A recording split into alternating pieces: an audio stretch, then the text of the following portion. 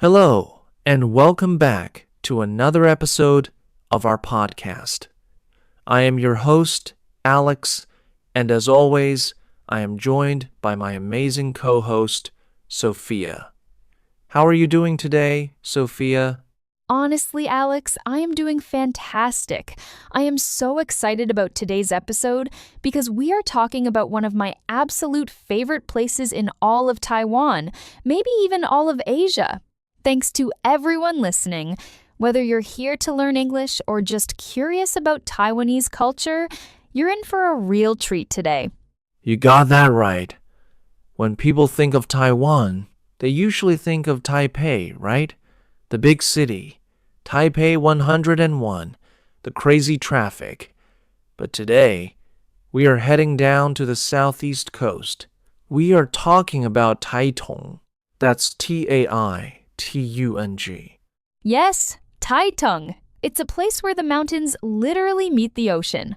The pace of life is so much slower, and the culture is incredibly rich.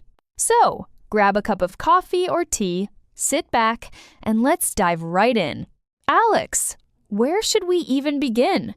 I think we have to start with the culture and some of the really unique spots in the city itself. The best place to get a deep understanding of the land is the National Museum of Prehistory. Absolutely. The National Museum of Prehistory. Let's break down that word prehistory for our English learners. Prehistory means the time before written records existed. So, we're talking about ancient times. Exactly. And the coolest thing is they just completely upgraded their interactive exhibition areas in 2026. It's brand new this year, perfect for travelers who love to dig deep into local history and archaeological stories. Archaeology is the study of human history through excavating sites and analyzing artifacts. I love that they upgraded it. With all the light and shadow effects and multimedia displays, you can vividly walk into what Taiwan was like thousands of years ago. It's not just boring old stones in a glass case anymore. It's an immersive experience. Totally. It really sets the stage for understanding the Austronesian culture that's so foundational to Taitung. After absorbing all that ancient history, you need to jump back to the present day, especially in the evening. There's no better place for that than Tiehua Music Village. Oh my gosh, Tiehua Music Village. This place is just pure magic at night. It's a combination of indigenous music, art creations, and a slow-paced market. Let's teach the word indigenous. Indigenous means originating or occurring naturally in a particular place. Native. Taitung has a very high population of indigenous Taiwanese people, and their culture is so vibrant. Exactly. At Tiehua Music Village, you can hear live indigenous music, which is incredibly soulful. When you walk there at night, you feel a strong local artistic energy with beautifully painted hot air balloon lanterns glowing in the dark. It's so romantic and chill. It really is. Grab a locally brewed beer, listen to music, browse the handmade crafts. It's the perfect evening. But speaking of the coast, we can't talk about Taitung without mentioning the ocean. Let's talk about the Fushan Fisheries Resource Conservation Area. Ah, Fushan. This is a very famous ecological attraction on the East Coast. Yeah, an ecological attraction. Ecology deals with the relations of organisms to one another and to their physical surroundings. So, this area is protected. Right.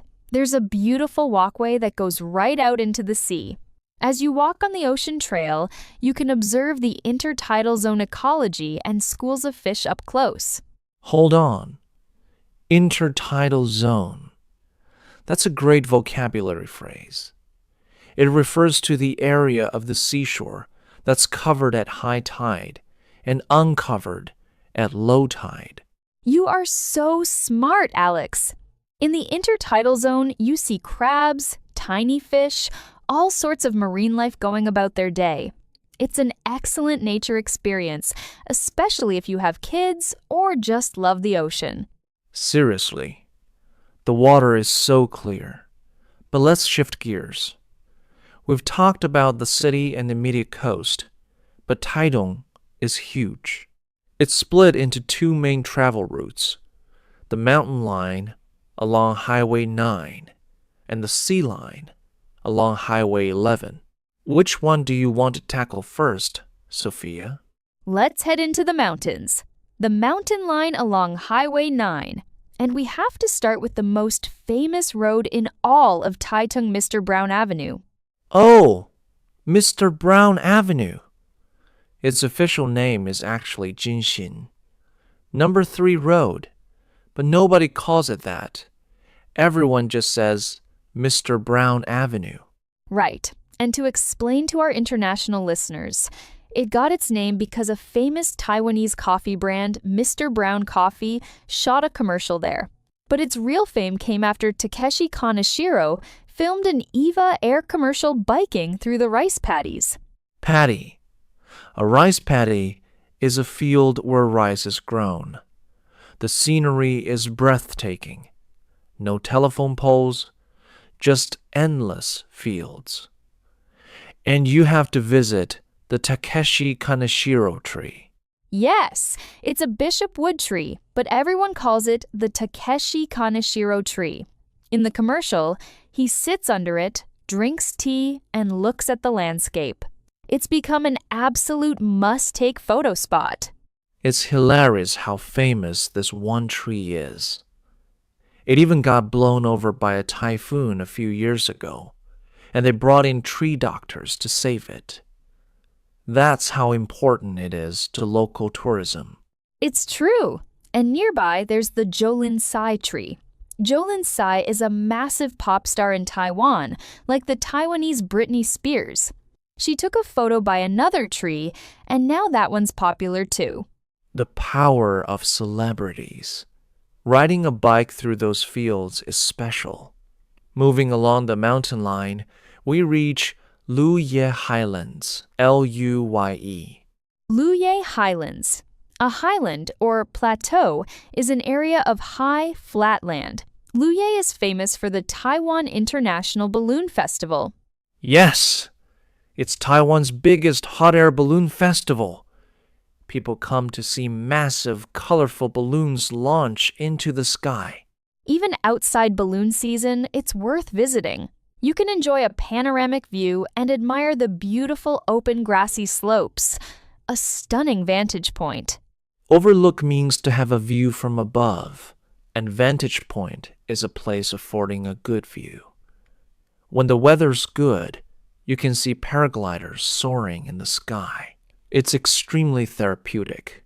Therapeutic means it helps you relax and heal your soul. Just sitting on the grass, feeling the wind, I could stay there for hours. Same here, but let's keep moving. Next is Guanshan, specifically the Guanshan Water Park and the town-circling bicycle trail. Oh, I love Guanshan. Fun fact, this is Taiwan's earliest dedicated bicycle network. The entire loop is about 12 kilometers. 12 kilometers? That's a decent ride. But the terrain is very flat, making it easy and relaxing. Absolutely. You bike through rice fields, betel nut tree forests, and next to clear streams. It's perfect for enjoying the Rift Valley's breeze and slow pace. Betel nut trees look a bit like palm trees and are everywhere in the Taiwanese countryside. One more mountain line stop, Chulu Ranch. Chulu Ranch is the largest slope pasture in Taiwan. You'll find huge grassy areas, dairy cows, and a maple tree trail. But let's be real, why do we really go to Chulu Ranch? We go for the milk. You must try the fresh Chulu milk sold right there. The aroma is intensely rich. And not just the milk.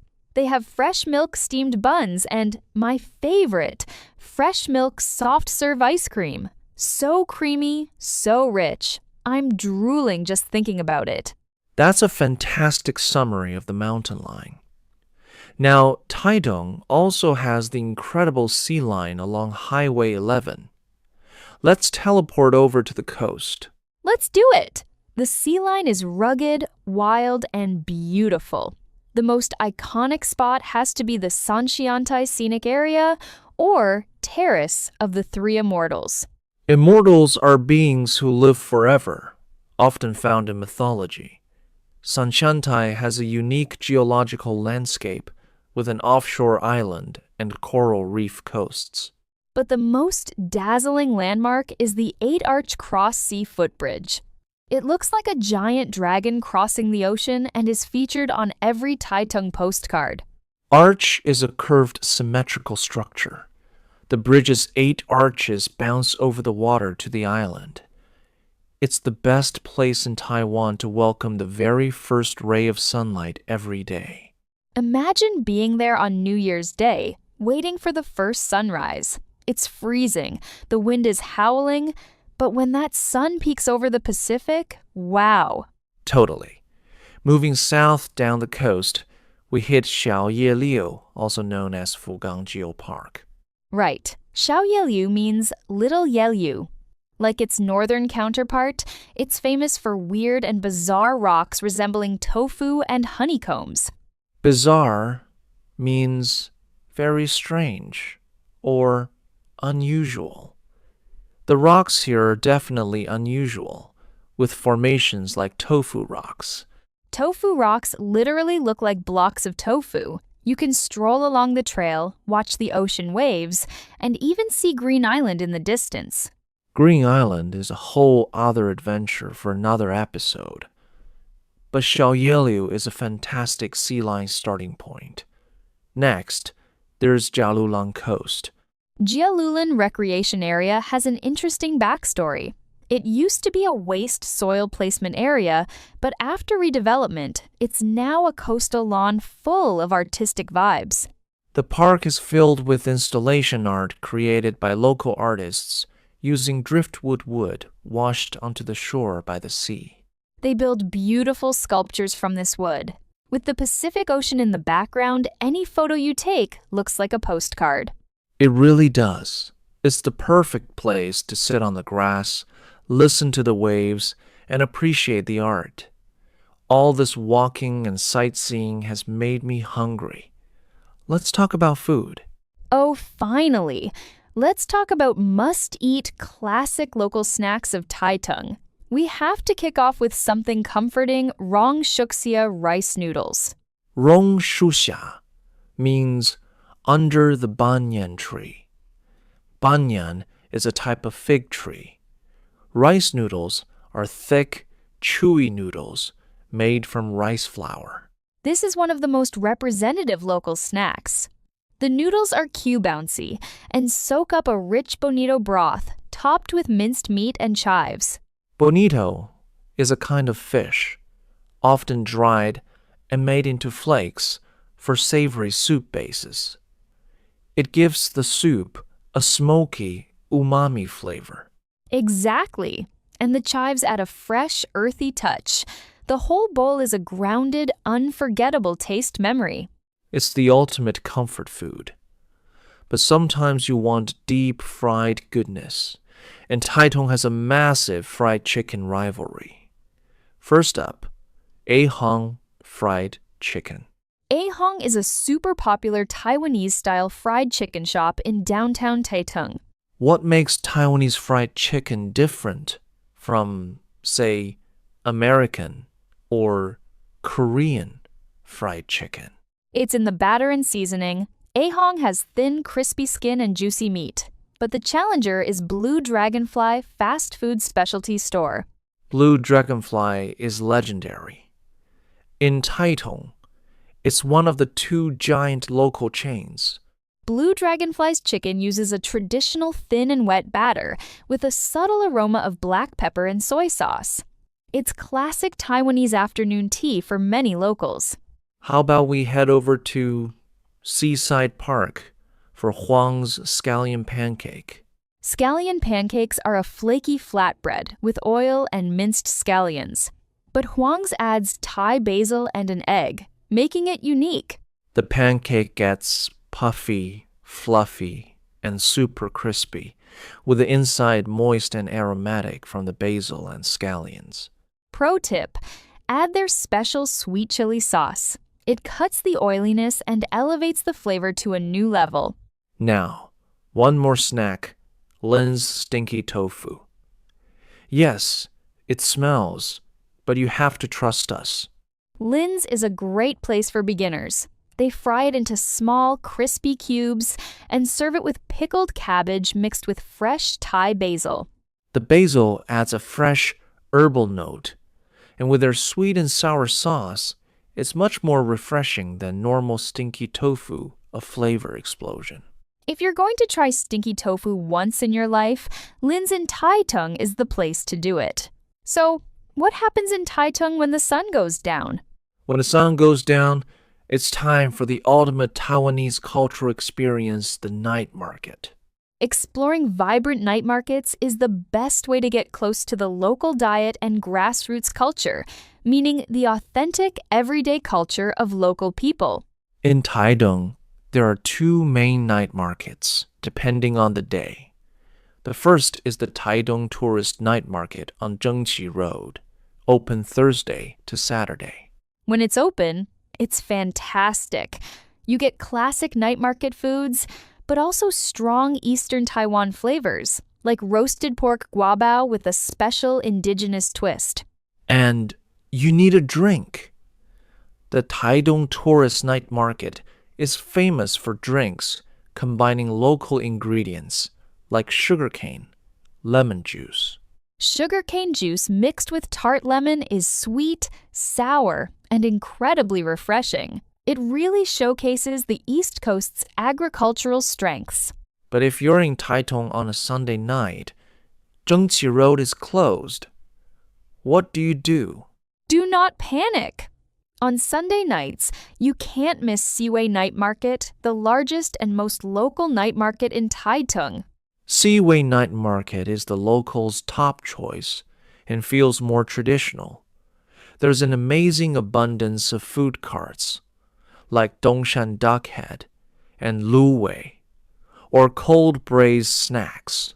It's not just food. You'll find stalls with a retro atmosphere, old-school games like pinball and ring toss. It's lively, bustling, and perfect for ending a weekend. Looking back at everything we've talked about today, Taitung offers such a complete package. Deep history, art, music, stunning ecology, and incredible food. And you can get lost in rice fields, watch hot air balloons, ride bikes, drink fresh milk, and explore the rugged coast. The food, oh my gosh, the food is unforgettable.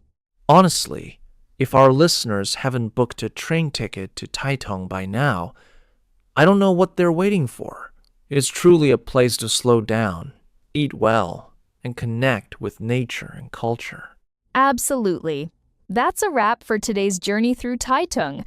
Thanks for hanging out with us, learning some English, and exploring Taiwan together. Thank you, everyone. If you enjoyed this episode, make sure to subscribe and leave us a review. Until next time, I'm Alex. And I'm Sophia. Safe travels, everyone, and see you next time. Bye!